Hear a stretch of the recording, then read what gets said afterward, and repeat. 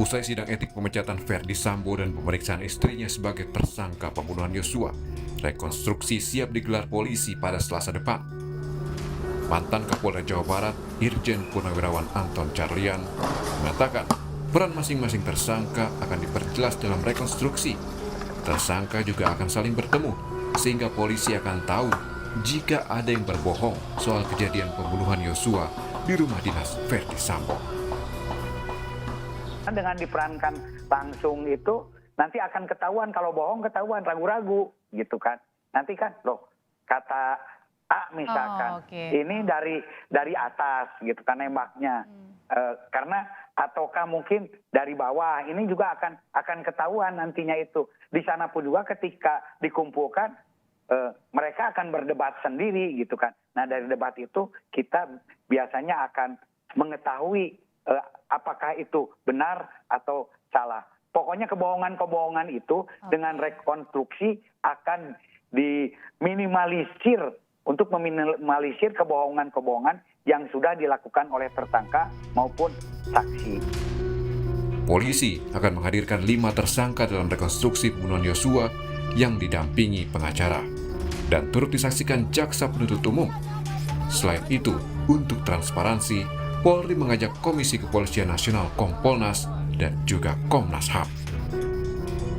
Tim Liputan Kompas TV.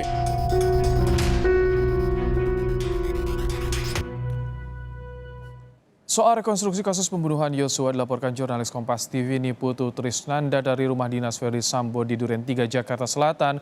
Putu, tersangka akan dihadirkan dalam rekonstruksi. Apa yang akan digali polisi? Ya, selamat petang Ibrahim dan juga saudara. Tentu saja ini berkaitan dengan peran dari masing-masing tersangka, kemudian juga apa yang terjadi pada tanggal 8 Juli 2022. Apakah kemudian pada tanggal 8 Juli 2022 ini ada aksi-aksi ataupun juga ada pendekatan-pendekatan yang dilakukan? Karena kalau melihat sampai dengan saat ini ada beberapa skenario yang terjadi dan memang terkait dengan motif ini juga belum dibuka kepada publik apa alasannya. Jadi harapannya sesuai juga yang disampaikan oleh Kadif Humas Mabes Polri Irjen Pol Dedi Prasetyo ini menyampaikan bahwa kalau 5 orang tersangka ini ditempatkan pada satu situasi yang sama, di satu tempat yang sama, yakni di TKP yang ada di Kompleks Polri Duren 3 Jakarta Selatan, maka harapannya nanti akan bisa ditemukan kesesuaian antara kesaksian, kemudian juga barang-barang bukti CCTV dan juga alat-alat bukti lain yang sudah disita oleh pihak kepolisian.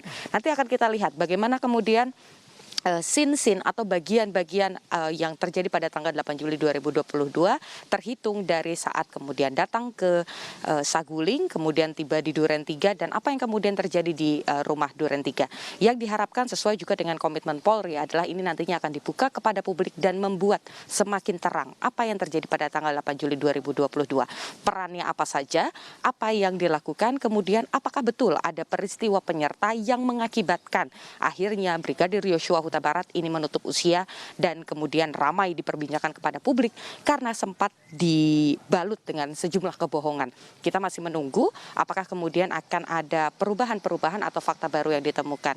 Karena kalau melihat ini akan dilaksanakan pada Selasa depan rekonstruksi, tetapi sampai dengan hari ini kami lihat situasi di TKP ini memang tidak ada penjagaan yang cukup ketat Ibrahim dan juga saudara, dan justru kecenderungannya adalah sepi. Tidak ada aktivitas, tidak ada juga pihak-pihak yang keluar ataupun masuk dari kawasan TKP karena memang kami lihat masih ada polis lain, kemudian juga ada tanda-tanda yang segel yang diberikan oleh penyidik untuk kemudian menghindari agar TKP ini tetap bersih sampai dengan nanti rekonstruksi dilaksanakan. Ibrahim.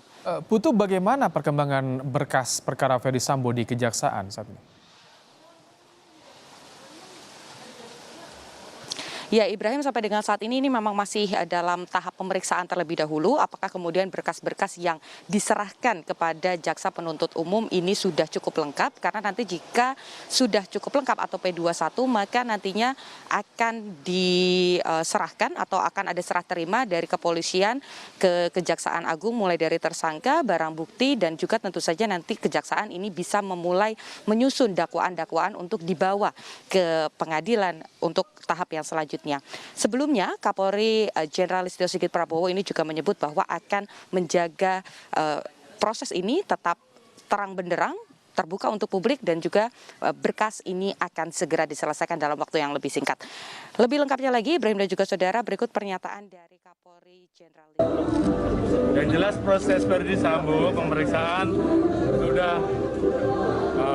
mendekati penyelesaian. Kita sudah melaksanakan koordinasi berkas untuk segera diselesaikan terkait dengan kekurangan-kekurangan yang ada, karena berkas sudah kita kirim. Tinggal kita menambah beberapa yang kemarin kita tetapkan untuk obstruction of justice. Tentunya ini sekarang sedang berproses, tapi untuk kasus utamanya Pak FS sendiri saat ini sudah mendekati lengkap ya. Tinggal kita lihat minggu depan kalau sudah dinyatakan oleh jaksa selesai, artinya berkas sudah bisa kita limpahkan. Sementara yang lain terkait dengan obstrak dan kasus-kasus yang memang saat ini sedang berproses akan menyusul kemudian.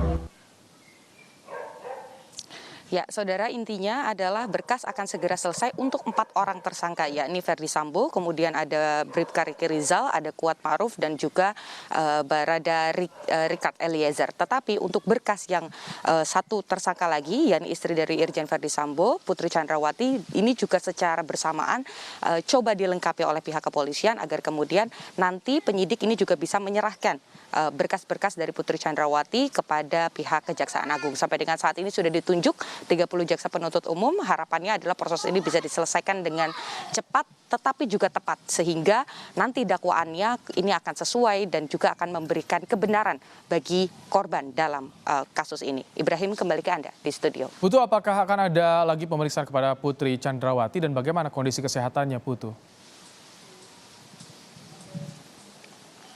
Ya, seperti yang juga sudah disampaikan, nanti pada tanggal 31 Agustus 2022 penyidik ini juga akan kembali memanggil Putri Chandrawati untuk melanjutkan, karena sebelumnya setelah diperiksa selama 12 jam Putri Chandrawati ini masih disebut belum memberikan seluruh keterangannya. Artinya memang mengingat bagaimana kondisinya beberapa waktu lalu sempat izin sakit selama 7 hari, meminta waktu untuk beristirahat, kemudian juga dari pihak penyidik Barreskrim Polri ini juga terus berkonsultasi terkait dengan bagaimana kondisi dari psikis Putri Chandrawati. Jadi memang sempat ditahan, dihentikan sementara dan akan dilanjutkan kembali pada tanggal 31 Agustus 2022. Nanti apakah kemudian Putri Chandrawati ini akan ditahan atau akan ada pendekatan-pendekatan lain, ini juga yang nanti masih ditunggu bagaimana kemudian kebijaksanaan ataupun juga kebijakan dari penyidik dari Barreskrim Polri. Rencananya 31 Agustus 2022 akan diperiksa kembali. Sampai dengan saat ini tadi saya mencoba mengkonfirmasi kepada pihak kuasa hukum dari Putri Chandrawati, menyebut bahwa pihaknya masih akan bersikap kooperatif. Jadi artinya kalau bersikap kooperatif akan datang ke Barreskrim Polri dan juga memberikan kesaksian sejujur-jujurnya. Itulah harapan bukan hanya dari publik tapi tentu saja harapan dari keluarga Brigadir Yosua Huta Barat. Ibrahim. Baik, terima kasih Niputu Trisnanda untuk laporan Anda.